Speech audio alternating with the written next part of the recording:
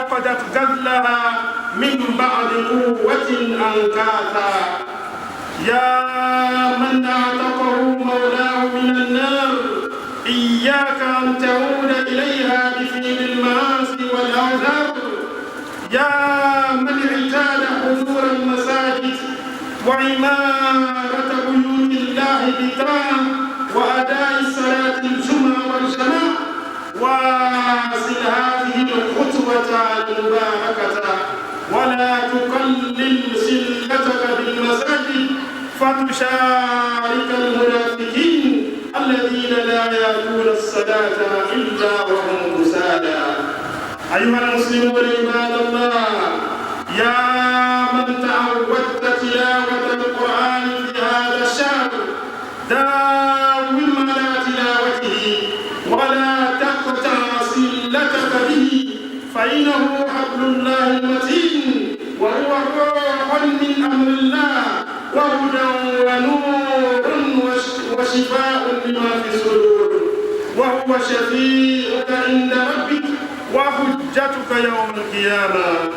أيها المسلمون عباد الله، يا من تعودت قيام الليل استمر في هذه المسيرة طيبة، فاجعل لك حظا مستمرا من قيام الليل ولو كان قليلا، ترفع فيه حوائجك إلى ربك وتكون ممن قال الله تعالى فيهم: تتجافى جنوبهم عن المضاجع يدعون ربهم خوفا وطمعا ومما رزقناهم ينفقون.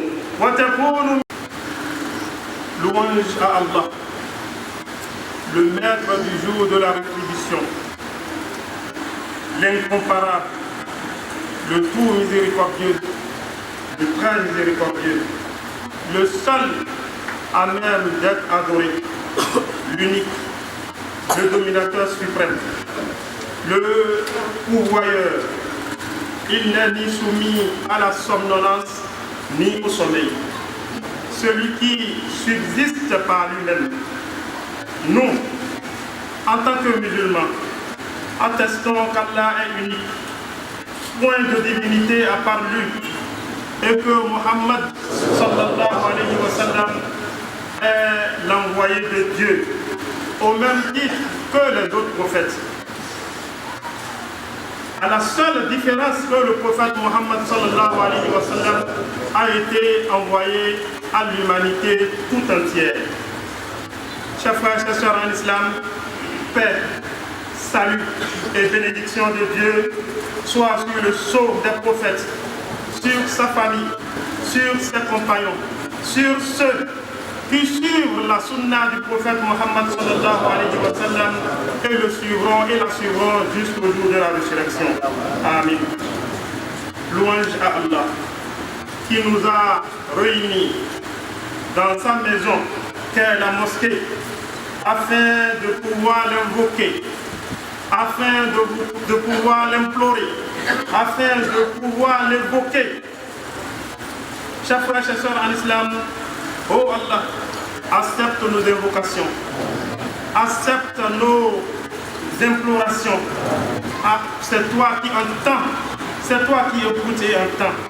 Ne fais pas dévier nos cœurs après que tu nous as guidés. Fais de nous de vrais musulmans. Fais de nous de véritables musulmans. Les musulmans dont la foi ne bascule guère. Chers frères et sœurs en islam, louange encore à Allah, qui, de par sa grâce, continue de veiller sur nous depuis le début du Ramadan jusqu'aujourd'hui. Il y a parmi nous, il y a des gens qui ont commencé le mois de Ramadan avec nous, mais aujourd'hui, ils ne sont plus parmi nous. Il y a des gens, il y a ceux-là qui ont commencé le mois de Ramadan avec nous, mais aujourd'hui, ils ne jouissent plus de leur santé. Il y a des gens qui ont commencé le mois de Ramadan avec nous, mais aujourd'hui, ils ne jouissent plus de leur liberté. Chers frères, chers sœurs en islam, toute chose a une fin, même les bonnes choses. Le mois de Ramadan a commencé avec son lot de paix, son lot de bénédiction, son lot de salut. Nous nous voyons presque à la fin de ce mois.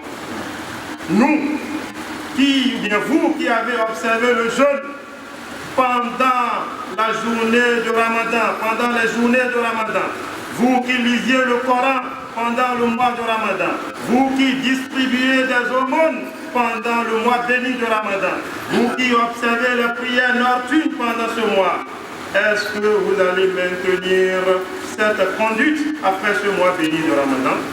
Ou vous allez suivre d'autres chemins, c'est-à-dire le chemin du Satan, le chemin qui va vous permettre de connaître des actes de désobéissance, le chemin qui va vous permettre de commettre des actes de péché, le chemin qui va vous permettre de commettre des actes qui suscitent la colère de Dieu. Chers frères, chers sœurs en islam, le maintien par le musulman des bonnes pratiques après la fin du Ramadan est un indice de l'agrément des actes du Ramadan par Allah. Chers frères, chers sœurs en islam, son abondance, l'abondance des bonnes actions après le Ramadan, l'abondance des bonnes actions après le Ramadan et son agrément sont des voies de Satan. C'est une humiliation. Le Ramadan s'en va terminer déjà. Nous savons tout ce qui se passe après le Ramadan. C'est une honte pour les musulmans. Nous avons laissé tous les actes blâmables. Nous avons laissé les mauvaises choses. Nous nous sommes consacrés aux bonnes actions, aux bonnes œuvres, à l'adoration de Dieu pendant le mois de Ramadan. Il va falloir que ce mois-là termine et nous allons reprendre avec notre mauvaise habitude. Allahu Akbar. C'est de l'humiliation. C'est une dégradation. C'est du bassesse. Chers frères, chers sœurs en islam,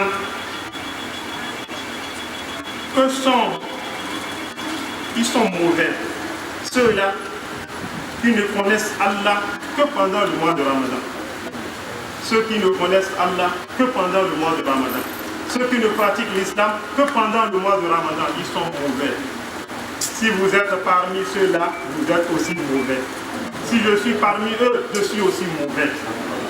Chers frères, chers sœurs en islam, le musulman doit faire du Ramadan une page nouvelle pour le repentir, pour le retour vers Allah, pour l'obéissance et l'observance d'Allah en tout temps et en toute heure. Chers frères, chers sœurs en islam, ne vous laissez pas bluffer par le Satan. Ne vous laissez pas manipuler par le Satan.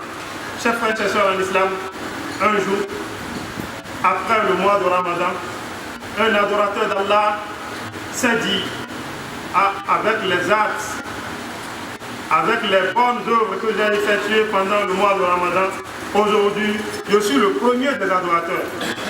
C'est moi qui sais adorer Dieu plus que tout le monde.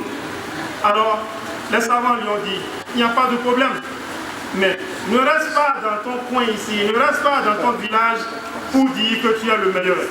Sire fil ard, voyage un peu. Sire fil ard, quitte là où tu es, marche un peu sur la terre de Dieu. Alors, il a préparé son valise, son sac, et il a commencé son voyage. Il est arrivé dans un lieu où pratiquement il n'y avait rien. Sa provision est terminée. De l'eau, il n'y en a plus. Du manger, il n'y en a plus. Un lieu désertique, il n'y a personne. Mais il entendait une voix qui venait de loin. Il a suivi maintenant la voix jusqu'à ce qu'il arrive au niveau d'un être humain. Je m'en vais vous qualifier ce être-là. C'est un homme. Un homme qui a ses deux bras coupés, ses deux pieds coupés. Du sang sortait de partout de son corps. Les insectes ont élu domicile sur son corps. Il sortait et rentrait. Son corps constituait pour ces insectes-là la nourriture. Chers frères et chers sœurs en islam, mais cet être humain, cet adorateur d'Allah, disait et répétait chaque fois Alhamdulillah, alladhi anfani mimma ibtala bihi kathiran min khalqihi. Je remercie Allah, louange à Allah qui a fait de moi ce qu'il a fait, qui a allégé pour moi la tâche qui pèse sur d'autres. Mais le soi-disant adorateur de Dieu s'est dit, on t'a allégé une tâche toi, on t'a allégé une tâche, tu n'as pas de deux mains, les deux mains ne sont plus là, les pieds ne sont pas là, mais le sang fuse de partout, les insectes ont élu domicile sur ton corps, et tu dis qu'on t'a allégé une tâche. Chers frères, chers sœurs en islam, le monsieur lui disait, je remercie Allah. Tout au moins, il m'a laissé ma langue. Ma langue qui me permet de le remercier tout le temps. Ma langue qui me permet de le glorifier tout le temps. Ma langue qui me permet de l'évoquer tout le temps. Il m'a laissé mon cœur. Le cœur qui me permet de cerner la grandeur d'Allah et de savoir qu'il est le plus grand, qu'il est le suprême. Allahu Akbar. Allahu Akbar. Allahu Akbar kabira. Chers frères, chers sœurs en islam, le mois de Ramadan, avec son lot de bonheur, s'en va. Qui parmi nous peut dire à le Ramadan prochain là, moi je serai toujours en vie? Personne. Alors, le musulman doit toutefois, chaque fois et toutes les fois, implorer Dieu. Le musulman doit toutefois, chaque fois et toutes les fois, demander pardon à Dieu. Parce que nul ne sait quand est-ce qu'il va quitter cette vie. As-salatu wa salam alayka ya Rasulullah. As-salatu